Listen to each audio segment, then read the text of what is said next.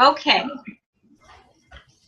So the reason that we spend a week on employee teams is not necessarily to tell you what you already know, because a lot of you already have experience with being part of an employee team, but it's to tie in why various other parts of retailing are important and how to make them successful. When you are creating a retail team, what you're essentially doing is you are making sure that things like sales and financial reports and all of the daily operations are going to be handled properly. So you're essentially setting yourself up for success. And because there's never going to be any one person in the business setting that knows everything and can monitor everything, that's where your employee team comes in. So when I had you talk as your newly formed teams on Tuesday about your strengths and weaknesses, that's exactly the purpose of an employee team, is so that you make sure that you evaluate every single person's strengths and weaknesses and then see how that correlates to what the business needs to be successful.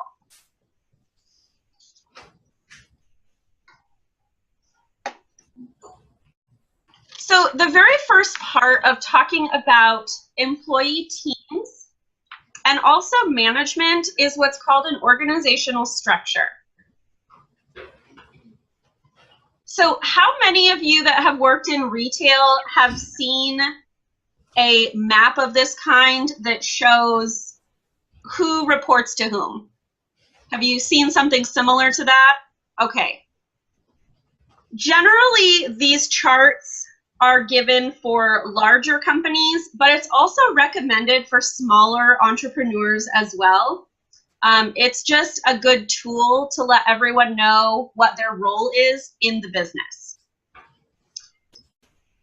So there's three things that this organizational structure does.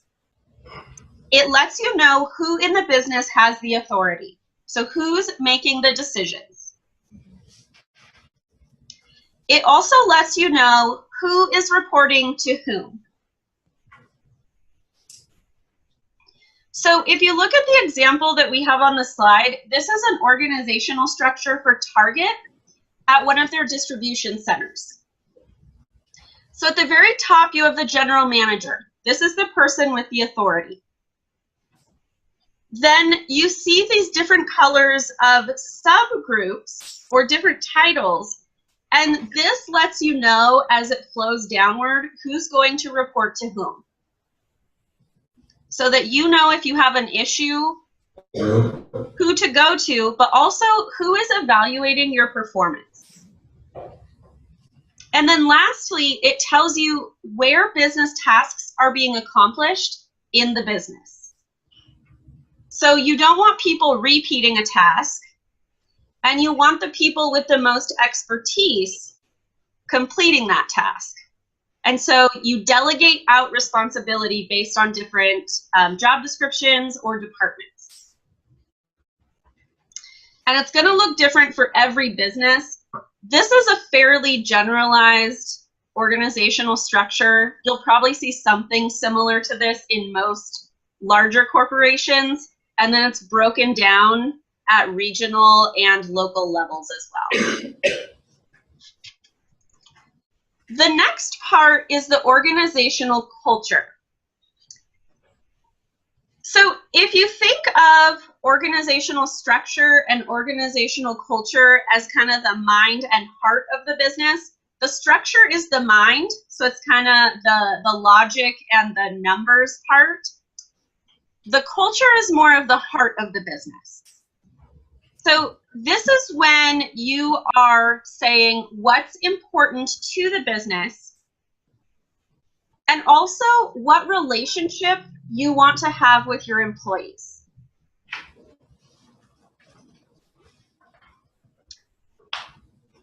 So it's going to mention things like how you want employees to interact, who has authority and what type of authority. So again, with these examples of Target, you can see that it mentions loose and tight control. So do you have to follow a manual down to the letter of the law, or do you get to improvise on some of your business practices a bit? So that's going to vary, but for Target, this is their organizational culture. And generally, you will have something like this in an employee manual or some type of orientation training that will let you know, this is what we expect of you, and this is what we value as a whole when it comes to uniting employees. We also talked about, when you wrote your retail concept report, the idea of a mission statement and the company values. You'll also see the values related to Target here, and the values usually coincide with the organizational culture pretty closely. So they may not be word for word the same, but you'll definitely be able to see similarities. And if you're planning your business well, they should integrate pretty seamlessly.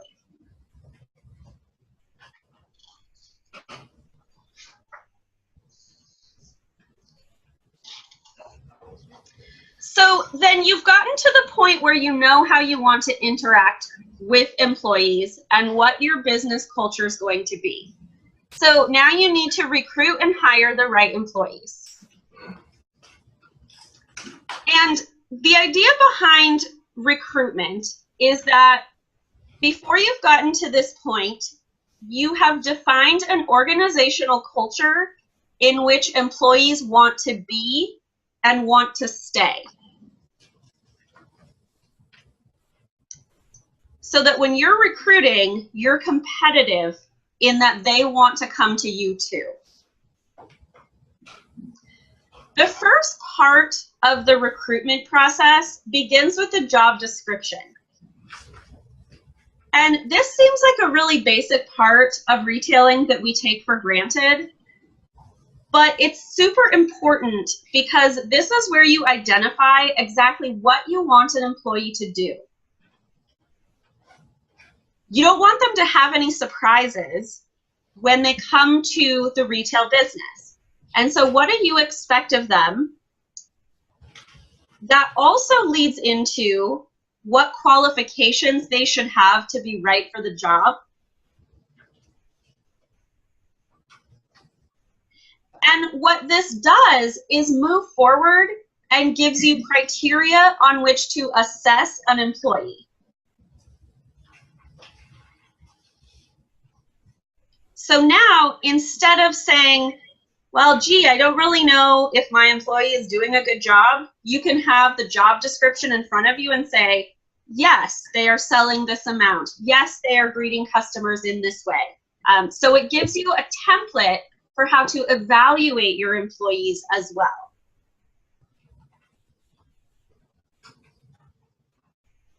So you've written your job description.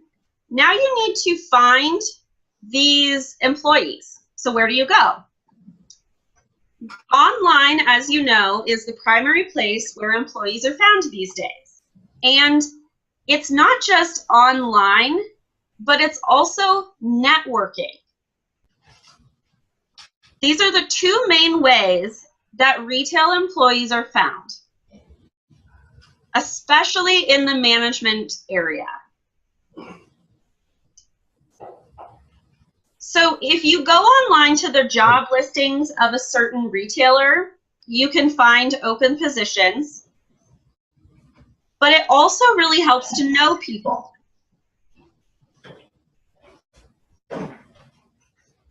Another big push is to go to universities and to hire employees through internship programs. And at the point that you are an intern, that means that you are being socialized into their organizational culture. So you're valuable to them already because you're already trained a lot of the way. So has anyone had the experience of doing an internship and then getting hired into the store or the company? Okay, well, there's your goal. That's a goal for the future, and it's something that's very common. And so if you find a store that you want to work at or a company that's really appealing to you, my suggestion would be to seek out internships with them, because most of the stores that you might be interested in, especially on a large scale, if that's the way you want to go, they hire directly out of internship programs. So that's always a good piece of advice when you're job seeking. Then, as soon as you have moved forward from locating your employees, you have to screen them somehow. So you have everyone fill out an application form, and you practiced this. I'm sure you've done this outside of class many times as well, but you practiced it for class on Tuesday. And then you go forward and check the person's references. At this point in your career, especially for retail, you should be putting people that can speak to your work ethic. So personal references should no longer be listed. And so it could be your soft skills like oral presentation or customer service, or it could be skills like financial planning. The next thing that a lot of retailers do now, this is becoming a very common practice, is they will Google all of their applicants. Not even kidding, they will Google you and look you up on social media. And they will weed out half or more of their applicants that way. So what I would want you to do, and this is a great professional development exercise, it's not required, but you should do it. Go and Google yourself when you have a minute in the next week and see what comes up. If it is a picture related to a college party, get rid of it. I love those pictures as much as the next person, but as soon as I went into the professional setting, I made sure and made sure that all the pictures were not tagged, that they were removed. They were only in my personal possession. So tagging is something to pay attention to as well. That's a scary thing. So be careful. You want to make sure that when you are Googled, that you are coming up as someone who shows professional skill. So showing that you are listed as an employee on some type of company website, or that you are a university student, anything of that nature.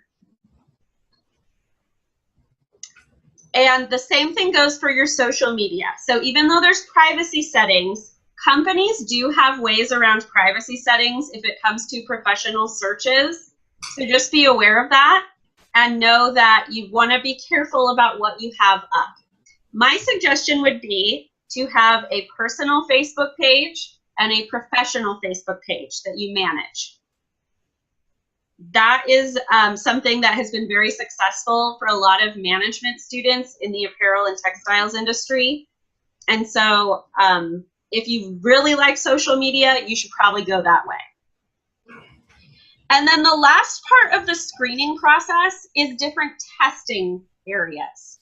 So they might want to know how you would respond in a certain situation. There might be situational questions. You might have experienced those in a job interview of, if I give you this scenario, what would you do? Or how would you react? They might also have you take a personality profile test.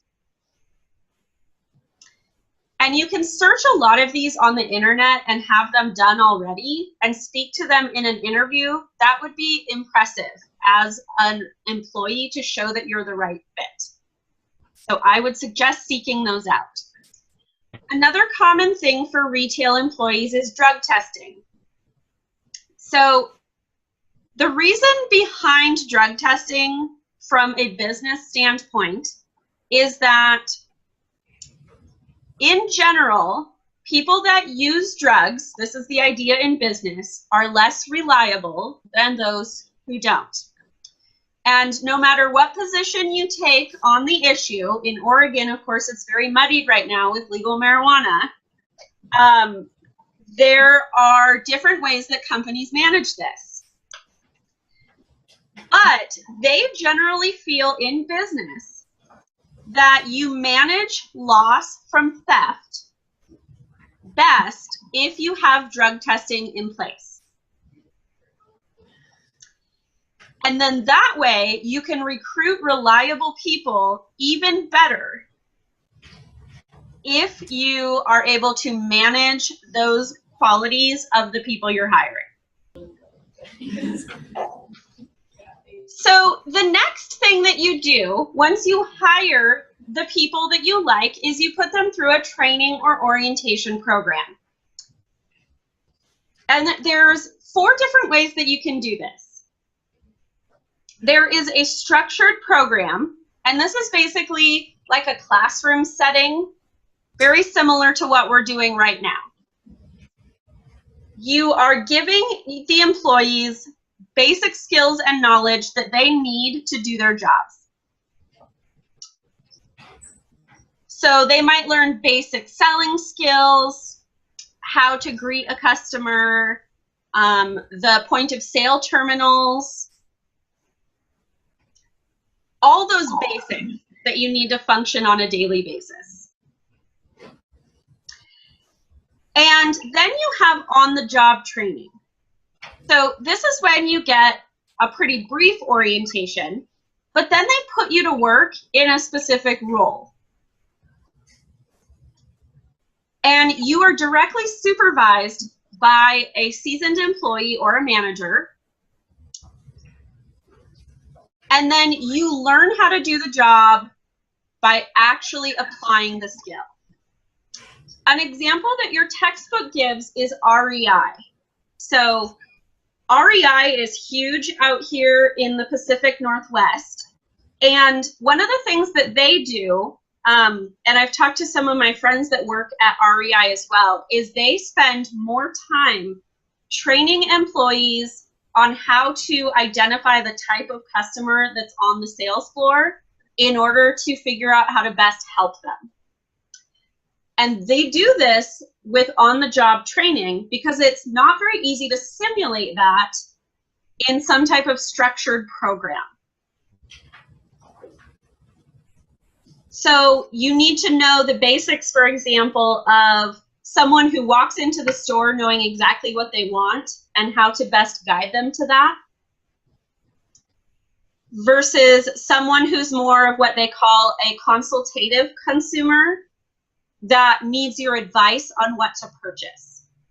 That's a totally different customer interaction, and so on-the-job training gives you practice with that. And then you have your blended approach. This is basically just a combination of a structured program and on-the-job training.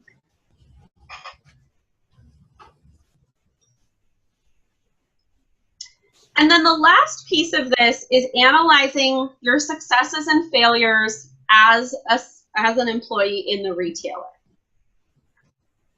At this point, if you're using this type of orientation, your level of control is pretty high. You get to control how you approach selling. And then you meet with your manager on a pretty regular basis to decide what's working, what's not. And so you engage in this very reflective practice.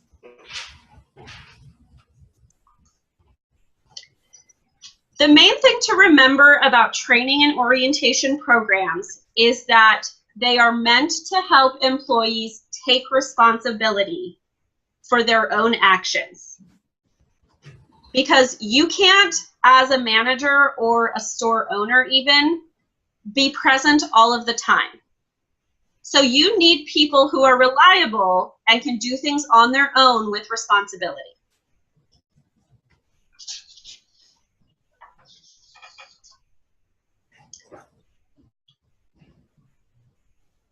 So then you have your employees trained and they're ready to go. As a manager, how do you interact with them?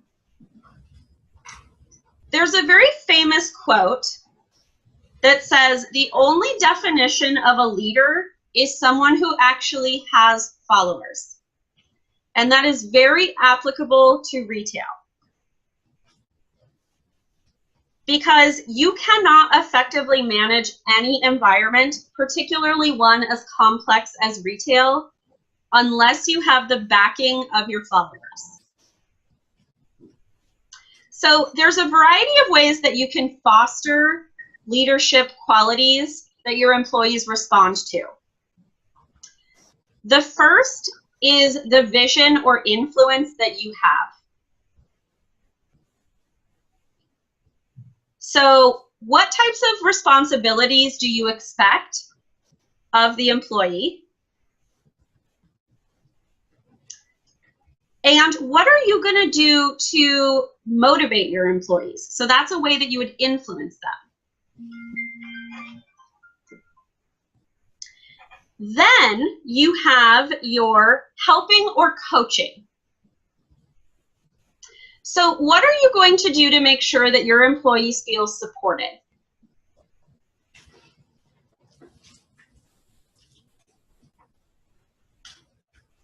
And also, what are you going to do to make sure that your employees feel that they can talk to you as opposed to talk about you?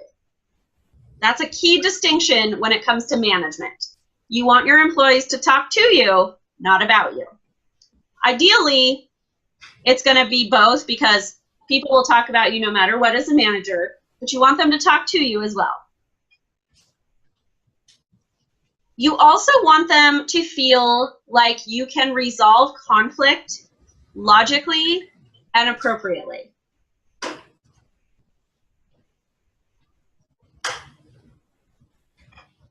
And to open it up so that people can share their issues without feeling like they're going to be reprimanded for doing that.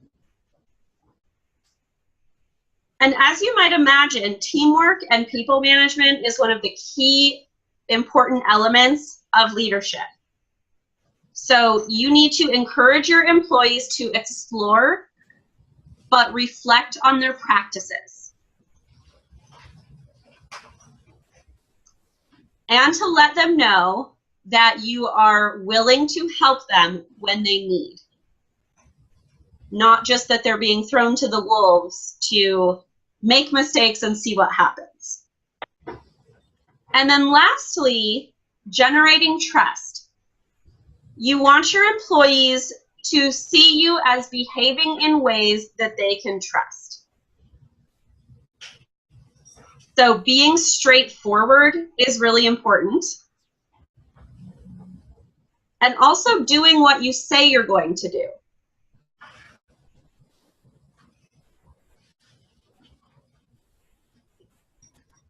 And along with those qualities, there's two types of leaders that you could be. And really, because they're so different, you're going to be one or the other. An autocratic leader is someone who makes all the decisions on their own and then just announces them to employees. It's more of a, this is what I want, and you're going to do it this way.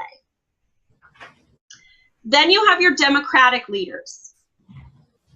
They, just like it sounds with our government system, in terms of a democracy, want to seek information and opinions from employees for decision-making purposes. So they care what you think. So if you had to guess, as an employee, which one do you think you would be more responsive to?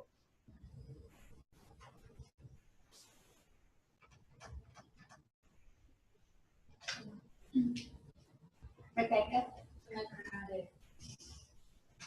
Yeah, democratic is generally more, it's more valued by employees, although there are people in the retail setting that just like to be told what to do and they'll do their job. So it really depends in general on the business and the type of employee you have. But a lot of research suggests that employees respond better to a democratic leadership style. So think about that with your groups as well as you're working in your stores. What type of leadership style do you want to have? Next, it's important to motivate your employees. And there's a couple different ways to do that. But first, what do we mean by motivation? Motivation, when we boil it down to the retail setting, is when you have internal and or external factors that stimulate desire and energy in employees. And the result of this stimulation is that the employee is going to be continually interested and committed to the job.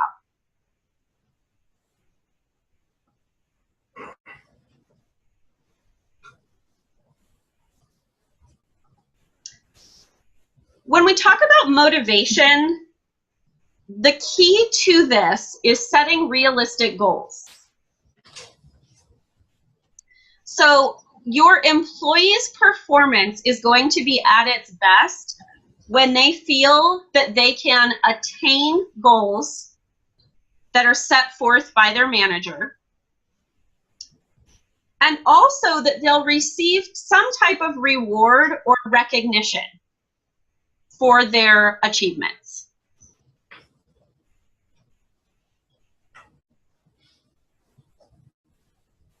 These two aspects are very important to reduce employee turnover. So if you want to keep the employees that you have and that are valuable, you will help them to achieve and set doable, realistic goals and to receive reward.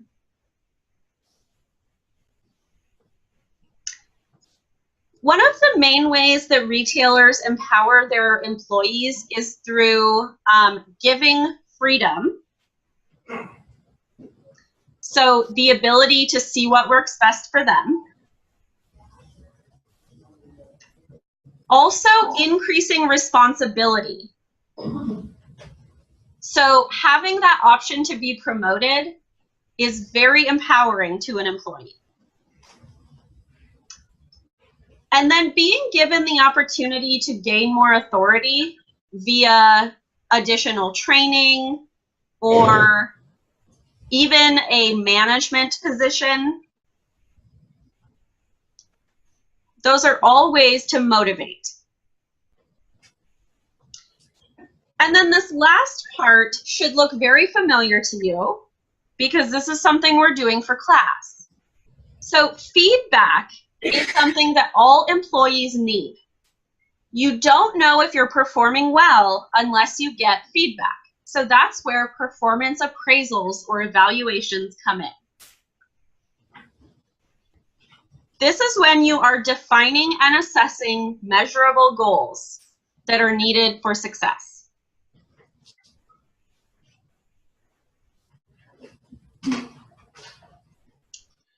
And you have a performance evaluation in retail that either happens a couple times a year or one general time at the end of the year, where you are assessed with a form that the company has created according to their values. And that's what we're doing at the end of this semester. We're having our overall performance evaluation. So this is how that assignment ties back into our employee and management team in this class. So I want to show you an example of a performance evaluation form. This came out a little bit dark, and so I'm going to lighten it, and then you can look at it further if you'd like on Canvas. But there's all different ways that the employee is assessed. So there's what their responsibilities are and if they're being met.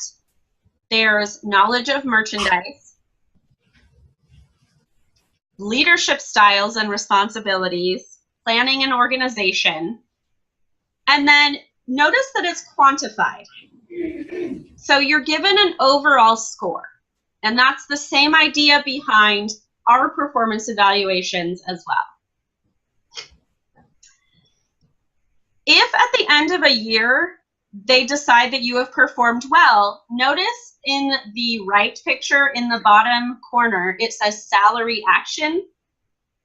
You could be recommended for a promotion based upon your performance. So that's that reward aspect that we talked about.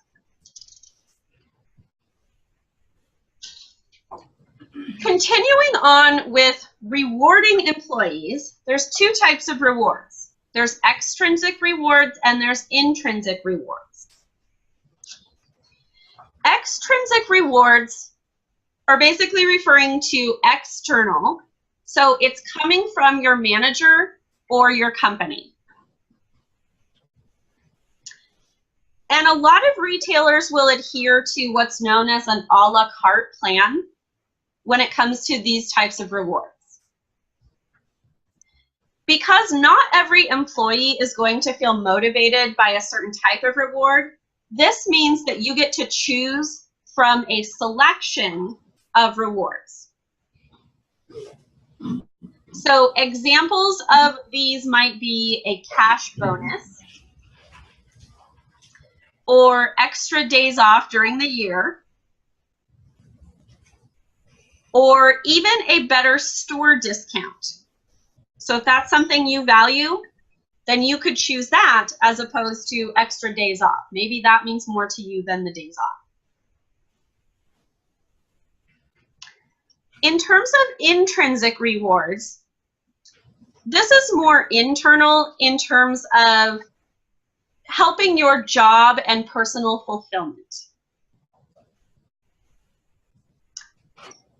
So it's what you personally perceive to be a reward because you've done your job well. There's a lot of times where companies will offer contests to employees, and so it gives you a sense of building teams and healthy competition among employees. And at the end, you know that you've won, but you also know that you might get some type of extrinsic reward related to that as well. So for example, the top sellers in a retail store might be entered into a drawing to earn a $500 cash bonus every month.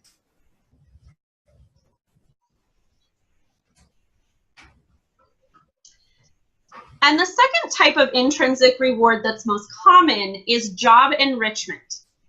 So this is when your job description is redesigned or modified to include different or greater tasks and responsibilities.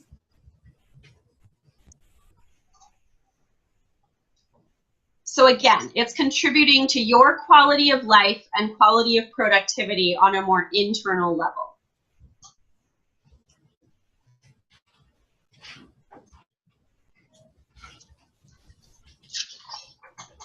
So then, aside from monitoring your employee productivity and giving them rewards for a job well done, how do they get compensated? Or in other words, how do they get paid? There's a variety of different ways that you can do this. A straight salary is probably what you're most familiar with. This is when you get a fixed amount for the time that you work. So if you earn $15 an hour, that would be a straight salary.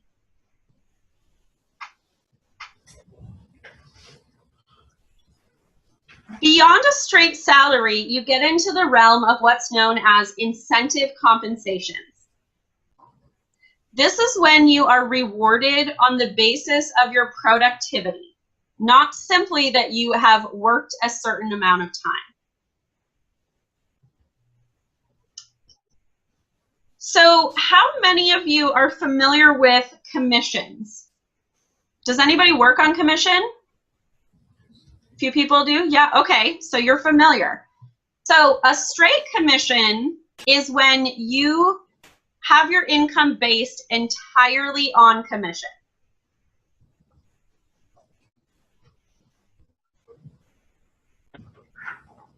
And commission basically means that you are earning a percentage of the sales that you help to create.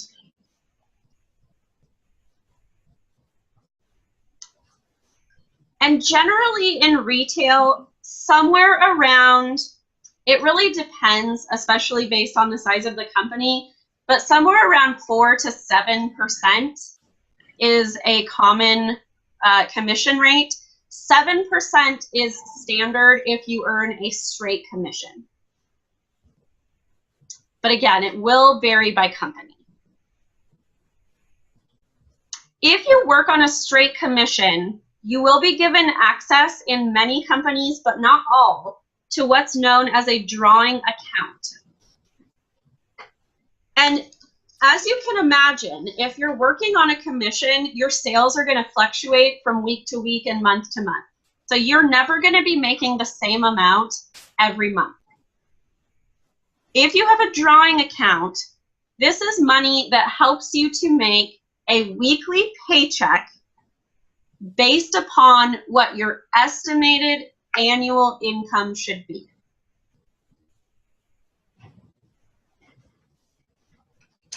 So if you aren't making enough to fit a standard either minimum wage or standard cost of living salary, the drawing account will help to make up for it. But your commissions earned are credited against that amount. So it's only making up for what your commissions don't give you.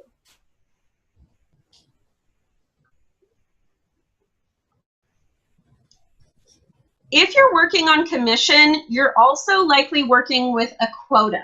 So a quota is when you have a target level that you need to meet at a minimum for selling.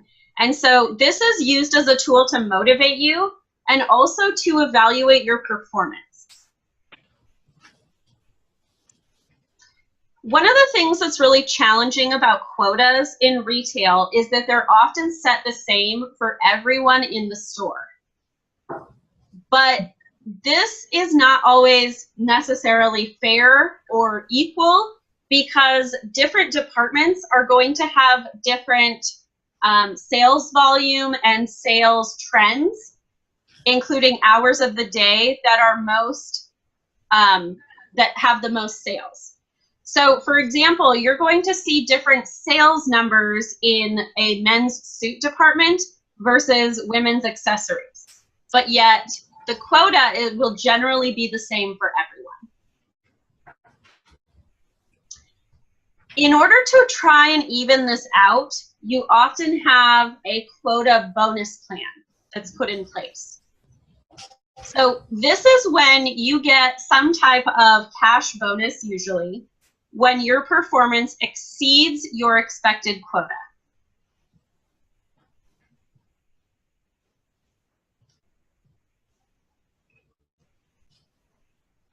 And then lastly, you have team incentives.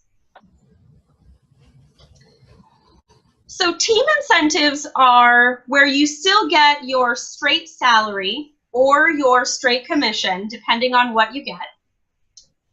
But then you also will receive additional compensation according to the amount of sales generated as a team or as a department. So in that way, it's sort of a competition or a contest in itself.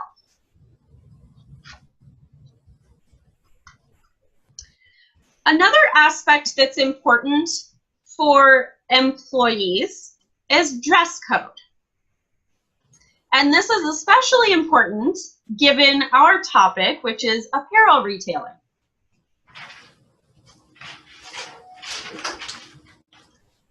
So employees at any retail store are really seen as a reflection of the brand itself. It is important that you are setting forth an image of the brand that the consumer can relate to when they're in the presence of the merchandise.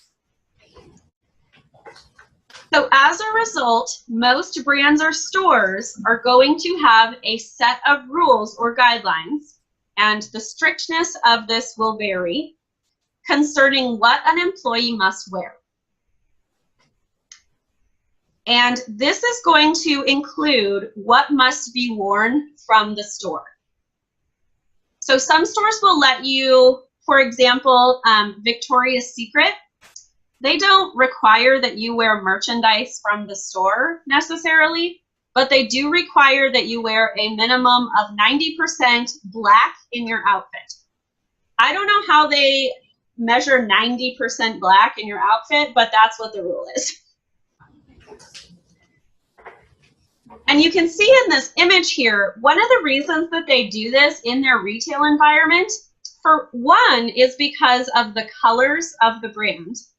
And two, in that retail environment, it is easier to pick out employees if you need help when you see them in an all-black outfit.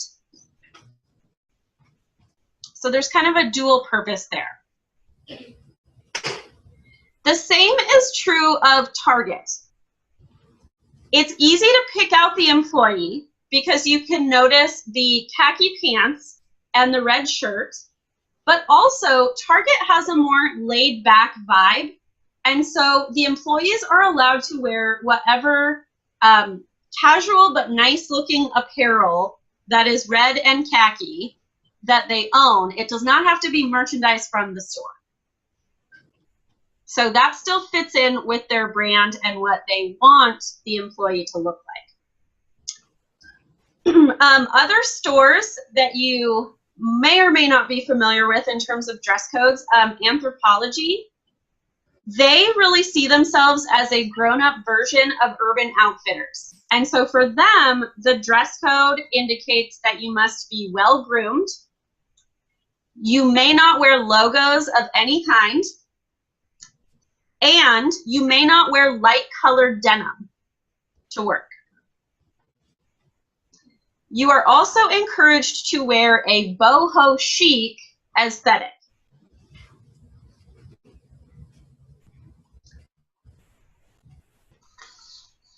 And to expand a little bit on Victoria's Secret, they also require that you do not have facial piercings or nail art. So it needs to be basic. One of the most controversial brands related to dress code is Abercrombie & Fitch.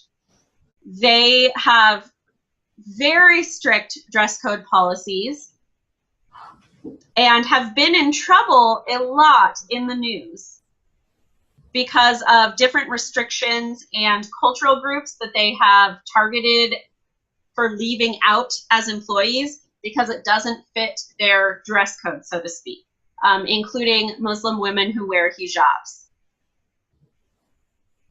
So I wanted to show you a more current events issue related to employee dress code. And this one is related to JCPenney. So I don't know if you had seen this issue yet, but this employee was sent home for a dress code violation related to shorts. And so I wanted to show you a brief video clip of that. Oh, and I need to stop my share real quick so I can turn on the sound.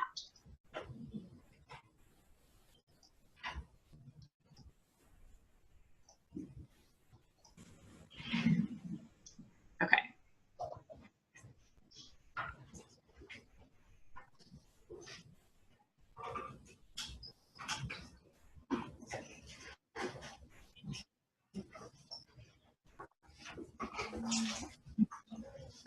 Trying to find the window here.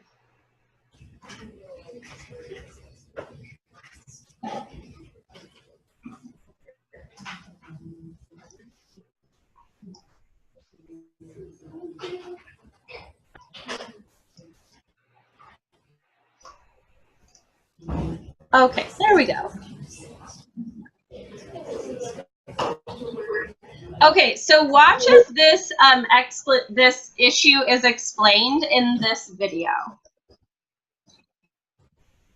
All right, we're back at 7:50 with a little debate we are already having here at the desk. Tamron, set the scene for us. Yes, if we are debating it here inside the studio, imagine what's happening on social media. So here's the story. 17-year-old Silva Stoll showed up to work at JCPenney in this blue tank top and red shorts and was sent right back home to change. Her boss told her the shorts are a violation of the employee dress code. Well, the plot thickened when Stoll tweeted out where she got the shorts. She writes, "Boss sent me home for wearing 2 revealing shorts that I bought from the store I work at in the career section." So you don't have to look much further than her Twitter handle to see where she'd likely stand on this. Her handle is Queen Feminist, and to learn that she's taken a stance, by the way, on a number of other women's rights issues as she has described them. So while the exact shorts are not on JCPenney's website under the career wear, there are shorts that they sell under career fashion. JCPenney responded saying JCPenney's dress code policy for store associates prohibits the wearing of shorts of any length. This applies to both male and female associates. So Stoll was in violation of the rule. That rule does not target one gender, but this did kick off a huge conversation online. We posed the question to you. Are dress codes too harsh on women? 51% said yes, 49% said no. But again, the policy, JCPenney, no shorts for anyone across the board, male or female. I don't see the big controversy here. There's a no shorts rule. Yeah. Can't wear shorts. Yeah. There's a dress code, and when you go to work, you abide by the dress code. They gave her an orientation and mentioned this during the orientation also, right? The feminism arguments don't really work either because it applies to both women. Most She of our looks crew have great to in the go home. shorts. Don't get us wrong. I mean, I think she looks beautiful, but I mean, you look at the guy maybe not work around here. appropriate. Al's making it about our camera guy. Look at him. Those are some great those are legs just right raw. there. Those are Fashion some gams. police. It's what we Fashion deal with police. every day. We don't have that dress code here. Okay. So, I'm Carrie D. we don't need you right now, Carrie D. Okay. So here's what I want you to do. I know that a lot of you have worked in retail and have experience with how a lot of these topics work. So I want you to get into your project groups. So hold on one second before you do that. And I want you to discuss these questions. So I want you to talk about organizational culture. You only need to discuss one example for each: training program, compensation plan, leadership or motivation, and then what you think about this JCPenney dress code issue. So go ahead and move around and then discuss, and I will give you a time check. Questions? We're answering these questions based on our retail experience, right?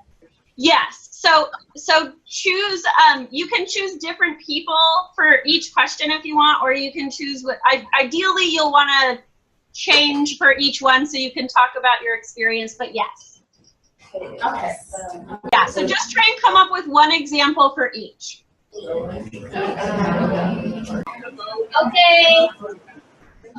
So go ahead and stay where you're at since you're congregated in your groups. But I just want to come up with a couple examples of what you talked about. So what we'll do is this discussion that you did for these questions will count as the points that we'll fill in for checking for comprehension number 3, since you're applying the concepts. So you'll just have those points inserted for doing this today. So for you write down their name on the paper, right? yeah, so make sure you write down your name of who is present in your group. Yes.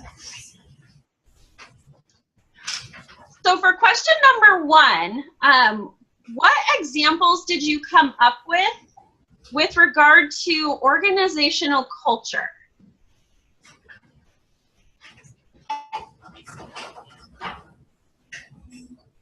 Any answer?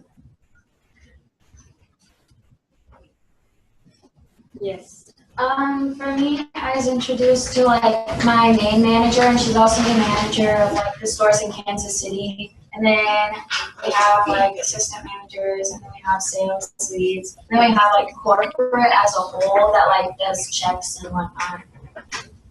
Great, thank you.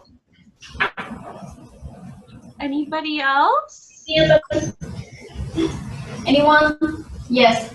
I can say that when I worked at Nordstrom during orientation, they focus a lot about like the brand's history, and so you learn about how it got started and how they all like promote from within. And so they really focus on that, and then like learning about the customers, so you kind of get an overall feel for like the customer service and how the company started during orientation. Great, thank you. Yeah, brand history is a huge focus for organizational culture for a lot of long-standing apparel brands. So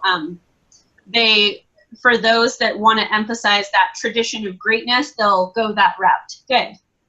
What about question 2? What type of training program did you receive? Someone who has not spoken yet. Oh, there's so many. Yes, I got on-the-job training. Did you? Okay, and what did you have to do? I just like followed around my manager, and he just kind of showed me where everything was and like what I had to do on a daily basis. Great.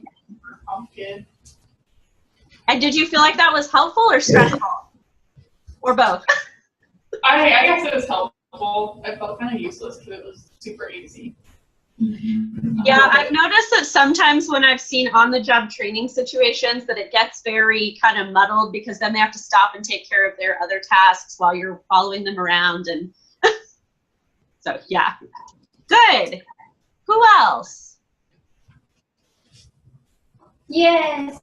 I see 2 hands. Shui, you can. Mackenzie? Oh, okay.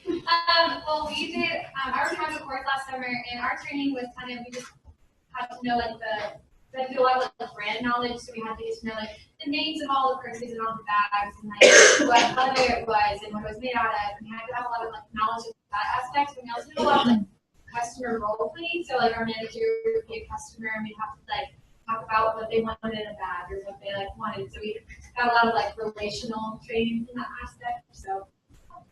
Okay, interesting. So yours was kind of more of the classroom based, it sounds like. Yeah. Yeah, good. Okay. Where's the hand, Polly? Oh, I work at the same place.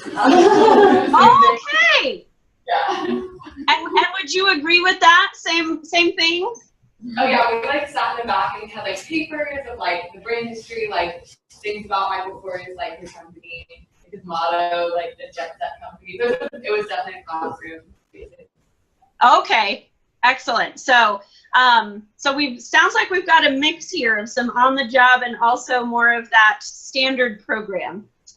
Good.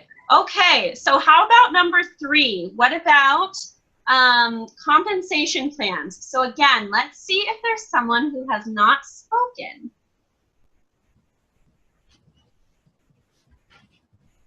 Do you want me to pick up the name? Sure.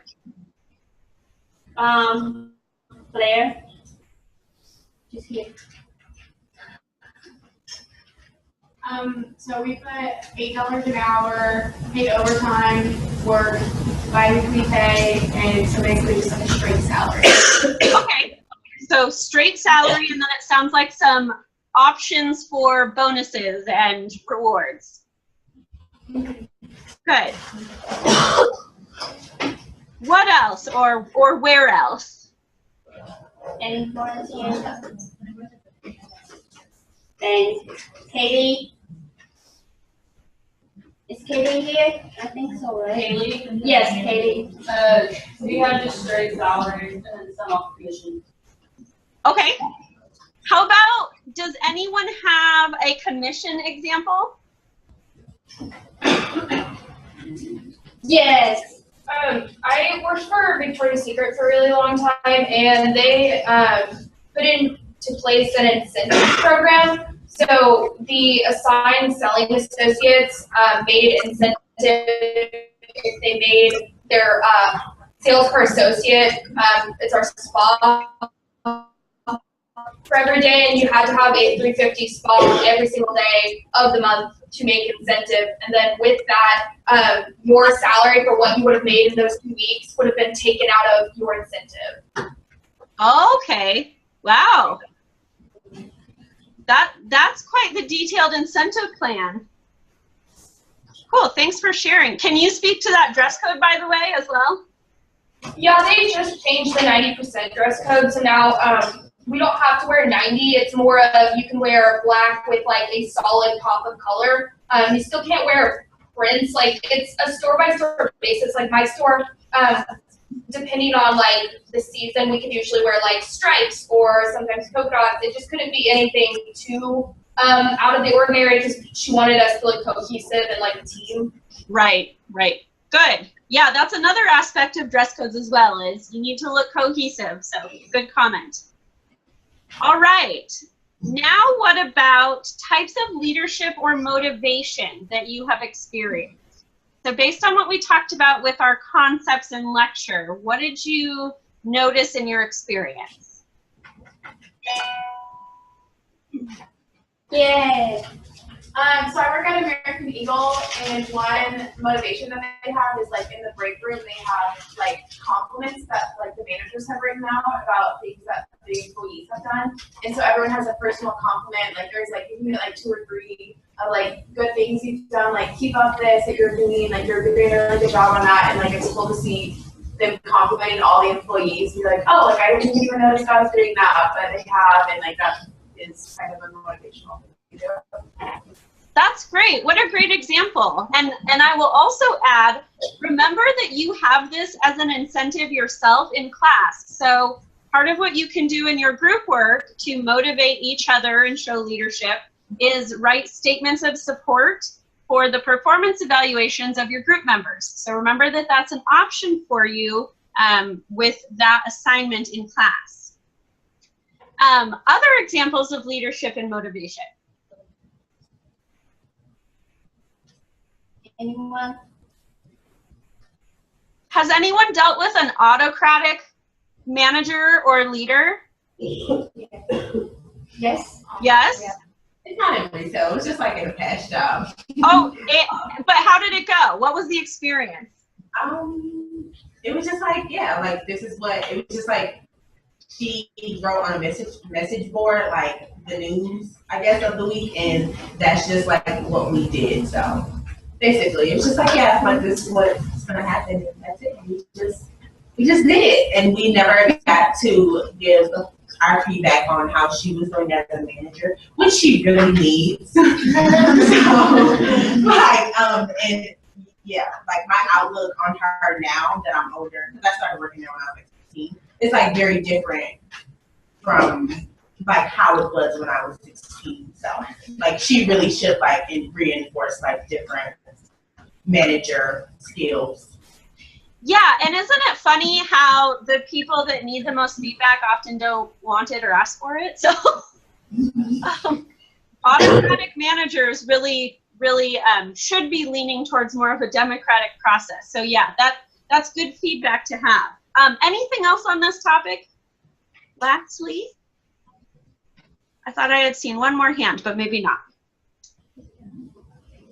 Okay, so last question. What do you think of this whole JCPenney dress code issue? So there could be a lot of things at play here, but what's your overall impression of this? Who's right? Who's wrong? What would you do? Yes. Erica? You can go, I just talked, so yeah. My team kind of decided together that the employee was actually at fault because it was a very unbiased, fair dress code that was very clear, and it seemed like she went out of her way to get attention when there didn't seem to be an issue. Yeah, it's kind of hard to imagine. Like, I can't fathom wearing shorts to work in any of the jobs I've ever had. I don't know if you all have or are allowed to, but just wearing shorts in general is like, really? So that was kind of my impression too. Who else? What else do you have to think about it? Erica? Yeah. I guess, sorry. I know me, like I have like too much going on around the hip area, so like shorts with me just don't agree. So I just think like the body, like your body type has to play in it too. And I think just because like she probably could wear them better than like someone like me, she wore them. But that's just me. I don't think shorts will go well at any job that I will have because like you have to bend over and like squat, and that just doesn't look good at work. Right. Well, and that was one of the really, as a last comment, things that was interesting was that oftentimes stores require you to wear merchandise from the store, and for them that was in the career section, which was really sort of odd. So it wasn't necessarily a reason for her to do it, but just as a side note, an interesting addition to the problem. So make sure that your names are on the paper and give it to Shui, and you've just earned really easy points today. And you keep out the thread on your paper, please. Thank you. And don't forget that your hiring report is due tomorrow.